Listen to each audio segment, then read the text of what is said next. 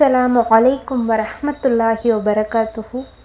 பொதுமக்களின் சுற்றுலா தலமாக பூத்து குலுங்கிய கேரள மாநிலத்தின் வயநாடு இன்று இறைவனுடைய இயற்கை சீற்றத்தால் பல மரணங்கள், குழந்தைகள் உட்பட என்னுடைய உறவுகள் மண்ணோடு மண்ணாக புதைந்து விட்டார்களே, அடுத்த வேளைக்கு என்னுடைய நிலை என்ன, அவர்களுடைய வாழ்வாதாரம் என்ன என்பதை அறியாமல் தவிக்கக்கூடிய மக்கள் அவர்களுடைய அழுகுரலை பார்க்கும்போது நம்முடைய உள்ளம் கலங்குகின்றது.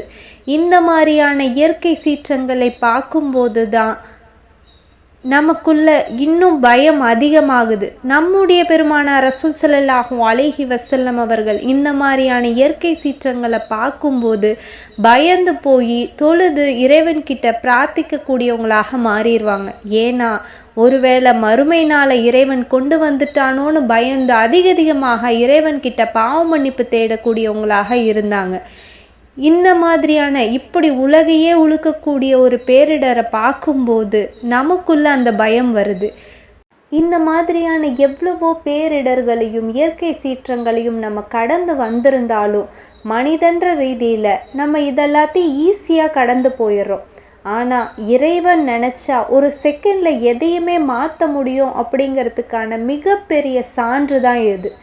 நேற்று நல்லா இருந்த மக்களுடைய நிலை இன்னைக்கு எப்படி மாறி இருக்கு. தன்னோட கூட இருந்த உறவுகளை இழந்து தவிக்கக்கூடிய அந்த மக்கள்கள், இந்த சூழ்நிலை நமக்கு வருமானு அந்த மனிதன் யோசிச்சு பார்த்துருப்பானா? ஆனால் இன்னைக்கு அந்த மனிதன் அந்த நிலையில் இருக்கான். இறைவன் நினச்சா எதை வேணாலும் எப்படி வேணாலும் மாற்றி அமைக்கலாம். நம்ம இந்த உலகத்தில் வாழக்கூடிய ஒவ்வொரு நொடியும் இறைவனுக்கு பயந்து அவன்கிட்ட அதிகமாக பாவ மன்னிப்பு தேடக்கூடியவர்களாக நம்ம இருக்கணும். இது போன்ற நிகழ்வு, இந்த மாதிரியான பேரிடர்கள் இனிமேல் நிகழக்கூடாதுங்கிறதுக்காகவும் அதிகமாக இறைவன்கிட்ட மன்றாடக்கூடியவங்களாக நம்ம இருக்கணும்.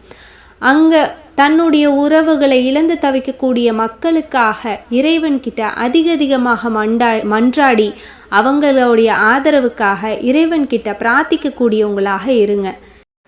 புயல் காற்று வீசும்போது நம்முடைய பெருமானார் ரசூல் ஸல்லல்லாஹு அலைஹி வஸல்லம் அவர்கள் கற்றுக் கொடுத்த பிரார்த்தனை இதோ உங்களுக்காக. அல்லாஹும்ம இன்னி அஸ்அலுக ஹைரஹா வ ஹைரமா ஃபீஹா வ ஹைரமா உர்சிலத் பிஹி வ அஊது பிக்க மின் ஷர்ரிஹா வ ஷர்ரிமா ஃபீஹா வ ஷர்ரிமா உர்சிலத் பிஹி. இறைவா, இதில் உள்ள நன்மையையும் எந்த நன்மைக்காக இது அனுப்பப்பட்டதோ அந்த நன்மையையும் உன்னிடம் வேண்டுகிறேன். இதன் தீங்கை விட்டும் எந்த தீங்கிற்காக இது அனுப்பப்பட்டதோ அந்த தீங்கை விட்டும் உன்னிடம் பாதுகாப்பு தேடுகிறேன்.